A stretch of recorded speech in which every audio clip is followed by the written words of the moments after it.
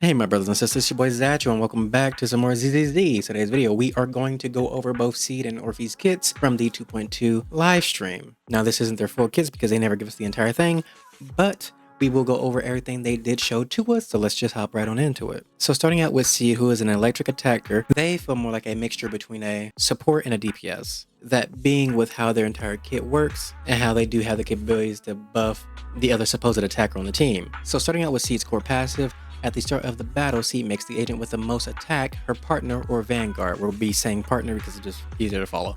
So when the partner uses an EX special attack, Seed enters the onslaught state, which increases her attack and crit damage.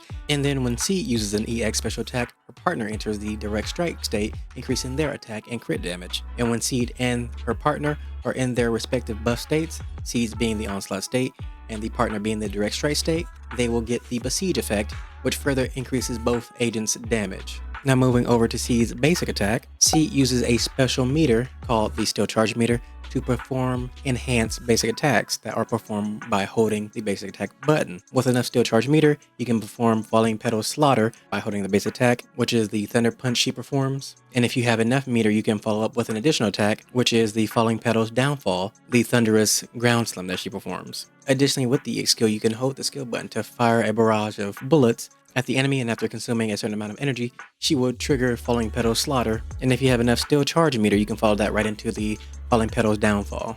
Now when it comes to Seed's ultimate, it's actually nothing too special. It deals damage but also restores the Steel Charge, which allows you to perform the enhanced basic attacks Falling Petal Slaughter and Falling Petals Downfall. Lastly, Seed's additional ability triggers when there is another attack agent. It's kind of weird because they only said an attack agent, so we don't know what the other one is. But it activates with an attack agent, and when Seed or her partner uses energy, Seed Senior gains Steel Charge, so it just allows them to build up the special meter that way. And then additionally, while Seed is dealing damage while on the field, her partner will gain energy while she is doing so. And then lastly, attached to the additional ability, the Falling Petals Slaughter, which is the holding basic, the Falling Petals Downfall, the holding basic second stage, and the Clockwork Garden Bloom, which is her ultimate, deal increased damage and ignores a portion of enemies' resistance. So that is everything we know about Seed from the live stream. Let's move over to Orphie and Magus now. Now looking at Orphie and Magus, they are a fire attacker, who is pretty much just an off-field fire attacker, with most of their kit revolving around their skill. So their regular skill, while off-field, if the on-field agent attacks the enemy, Orphie will attack said enemy at random intervals, and in doing so accumulate bottled heat with each attack. Now their EX skill they can perform also while off-field. When they get enough energy, they will use their EX skill to deal damage to the enemy and restore more bottled heat. When the bottled heat hits a certain threshold and Orphie and Magus are on the field, you can hold the skill button to shoot a beam of heat that grows stronger over time at the enemy. This skill can parry, and when the laser from heat charge hits an enemy, all squad members gain the zeroed in state and have their attack increased. Do keep in mind, the higher Orphie's energy regen, the higher the attack bonus, and when agents use Aftershock in the zeroed in state, the duration of the zeroed in state is extended.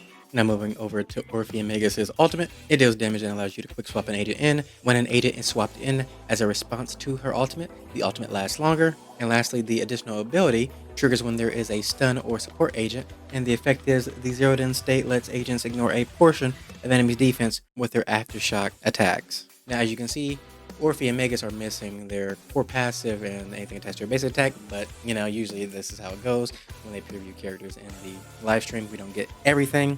But as you can see, Orphie is really centered around her skill, and also energy regen in the form of increasing her buffing. Now more than likely, her off-field attacking will be considered Aftershock damage. That's usually how it goes. But me personally, I'm probably just going to use the old support set with the new support set, 4-piece O, which will be Swing Jazz, and then the new one that also uses energy regen. I'm probably just going to run those together. So a 4-piece Swing Jazz and a 2-piece of the new support set that has energy regen, just to give Orphie as much energy regen as possible, because I'm probably just going to use it as a secondary DPS / support. So that's how I'm going to go with mine. Other than that, you can probably just use the Shadow Harmony set, and then Seed will more than likely use the new set that's coming out that has to deal with basic attacks, because all her stuff seems to deal with basic attacks. And the set seems to be made predominantly for her. But yeah, that is a quick overview of both characters' kits from what we received from the live stream. Both characters seem to be hybrids that work really well with S and B in their own respective ways. It kind of sucks that they can't all be used on the same team because of how Orphie's additional ability works. I mean, you can still use them all together, but still, it kind of sucks. Honestly, I would take out the support agents on Orphie's additional ability and put attacker, simply because Opal Squad has no supports. So yeah, me personally, I would just change it to stun and attacker, but that's just me. But anyways, tell me what you think of the characters, tell me who you're excited for, and I hope you enjoyed the video. Like, subscribe, that good stuff. I will see you next one. Love you guys, and bye-bye.